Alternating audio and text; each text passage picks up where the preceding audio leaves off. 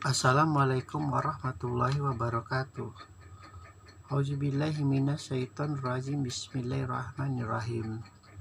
Fa'ammal yatima fala takhar. Maka terhadap anak yatim janganlah engkau berlaku sewenang-wenang. Allah memerintahkan untuk kita menspesialisasikan anak yatim. Bukan hanya karena Nabi kita seorang anak yang yatim, dan karena kebanyakan para nabi adalah mereka yang rata-rata adalah mereka yang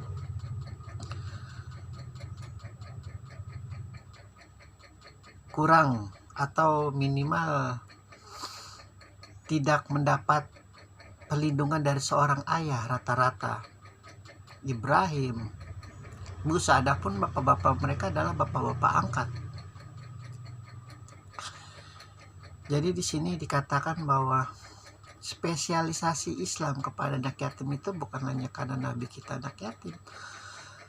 Karena memang ketika manusia tidak mendapat perlindungan dari manusia lainnya, dalam hal ini adalah dia merasa dirinya adalah seseorang yang apa ya istilahnya ya, selama masa kecilnya sampai akil baliknya itu tidak ada semacam rasa kasih sayang seorang pelindung yang membekas di dalam hatinya, itu sangat mudah sekali untuk dimainkan oleh iblis laknatullah.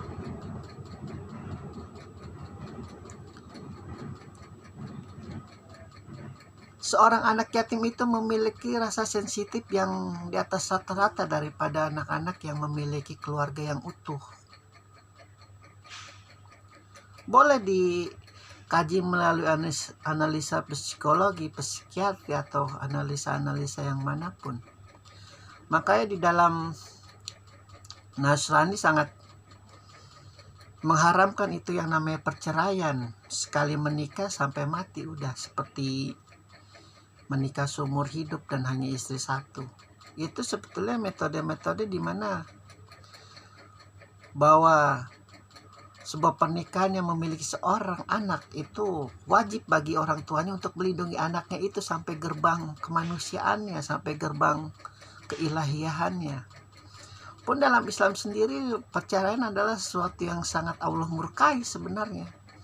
Apalagi jika disebabkan oleh masalah-masalah yang tidak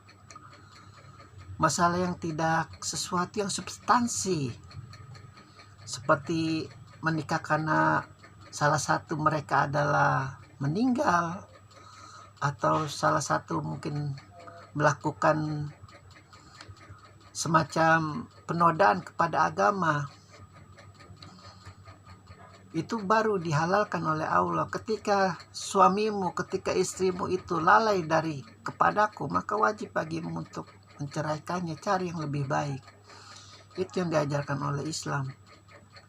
Namun ketika hal dua yang itu tidak ada lalu diadak-adakan, itu Allah mukanya sangat luar biasa.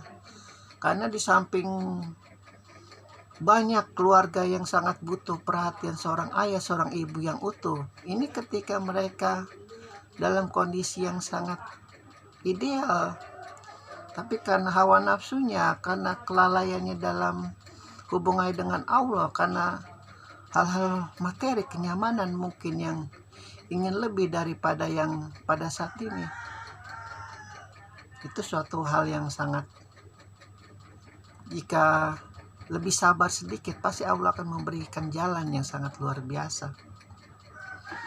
Jadi kembali lagi kepada konteks, Allah memerintahkan kepada kita untuk tidak berlaku sewenang-wenang terhadap anak yatim. Kenapa?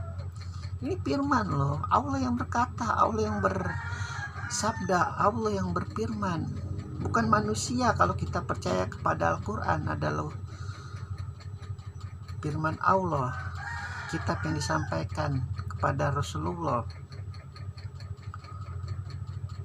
Pada hakikatnya, pada dasarnya kita tidak boleh berlaku sewenang-wenang kepada seluruh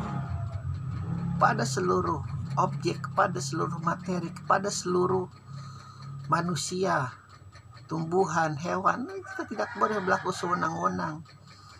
Namun Allah lebih menegaskan lagi kepada anak yatim kita tidak boleh berlaku sewenang-wenang. Jadi ada dua harkat di sini, ada dua harokat. Pada dasarnya kita tidak boleh berlaku sewenang-wenang kepada makhluk hidup. Namun di sisi lain Allah lebih menekankan lagi kepada anak yatim khususnya. Satu hal yang patut kita garis bawahi, apa yang Rasulullah cintai, begitu juga Allah mencintainya. Apa yang Rasulullah benci pun juga pasti Allah membencinya. Rasulullah di dalam hatinya itu sangat mencintai anak yatim. Di samping dia tahu sebagai seorang nabi bahwa begitu mudahnya bagi mereka yang tidak memiliki pelindung seorang ayah, ibu, apalagi dua-duanya sudah tiada, itu sangat mudah untuk dijebloskan oleh iblis lanatullah ke dalam hayalan-hayalan, delusi-delusi, fitnah-fitnah, kedengkian, kesyirikan, kemunafikan, ketakaburan, keujuban, kesombongan. Karena tidak ada yang mengajarkan mereka. Jadi sensitifnya luar biasa anak yatim itu. Dan Rasulullah sendiri merasakan tidak dapat pelukan seorang ayah, tidak dapat merasakan pelukan seorang ibu. Makanya begitu mudahnya dia untuk melihat realitas jahiliyah ini yang sangat luar biasa jahil. Karena sensitif yang didasari pada kebatinannya itu membekas sampai titik temu dia kepada Allah, kepada ilahiyahnya, kepada kenabiannya, kerasulannya. Maka sangat bahaya bagi seorang anak yatim yang sangat memiliki dengki di dalam hatinya, sangat memiliki murka di dalam hatinya. Maka akan merusak seluruh tatanan masyarakat. Maka harus dilindungi, harus dijaga, harus dirawat anak yatim. Anak yatim di sini harus digarisbawahi mereka yang belum memiliki kepahaman tentang kebaikan dan kebenaran ya. Bagi kita yang berumur 45 tahun kemudian ayah kita meninggal, itu kita bukan anak yatim jatuhnya. Karena jangan suka dibaper-baperin juga. Begitu. Maka Rasulullah paham sendiri ini kita harus melindungi yang namanya anak yatim. Dan fitnah Nabi itu memang selalu dari madrasah nabi-nabi berikutnya. Bagaimana Isa alaihissalam tanpa seorang ayah juga sangat mencintai anak yatim. Pun begitu Musa, pun begitu Ibrahim, pun begitu Nuh, pun begitu Adam. Karena ketika satu manusia saja sudah berhasil digoda iblis lanatullah, kedengkiannya dimasukkan ke dalam hatinya, keujubannya, ketakaburannya, tanpa ada seorang pembimbing pun, apalagi seorang ayah yang mampu mengingatkan anak itu. Luar biasa itu. Satu manusia yang semacam itu bisa mampu memusnahkan seluruh bumi alam semesta. Begitu jahatnya iblis sebenarnya. Jika tidak ada para nabi yang berusaha juga untuk menentang logika-logika sesatnya, batin-batin sesatnya, hawa nafsu sesatnya.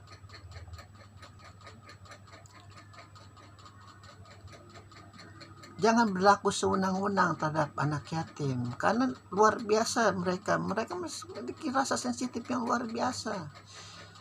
Apalagi jika di belakang kita ada agama, di belakangnya Islam. Maka luar biasa di dalam surat yang kita bahas terdahulu, salah satu mereka yang tidak ada gunanya salat adalah mereka yang menghardik anak yatim, menghardik fakir miskin. Tidak berguna sholatnya, mau sujudnya jutaan kali mengalahkan sujudnya iblis juga tidak berguna. Begitu. Hati-hati. Jangan mentang-mentang kita tahu Al-Quran, kita tahu Al-Hadis, kita paham, terus kita merasa memiliki harta yang banyak, lalu kita berlaku sewenang-wenang menghardik anak-anak di depan kita yang kita tidak tahu mereka memiliki ayah atau ibu. Begitu. Makanya cinta, jangan ikuti cara-cara Arab lah. Nanti kita bahas lagi. Nabi kita memang Arab, tapi cara sangat jahiliyah dalam memperlakukan anak-anak pada dasarnya ketika Rasulullah tidak hadir. Luar biasa. Ayah itu bahkan seperti seorang Tuhan di dalam sebuah keluarga kalau di dalam masyarakat Arab pada saat itu. Sangat jahat, sangat bakil, sangat tidak sesuai dengan Al-Quran. Alhamdulillahirabbil alamin.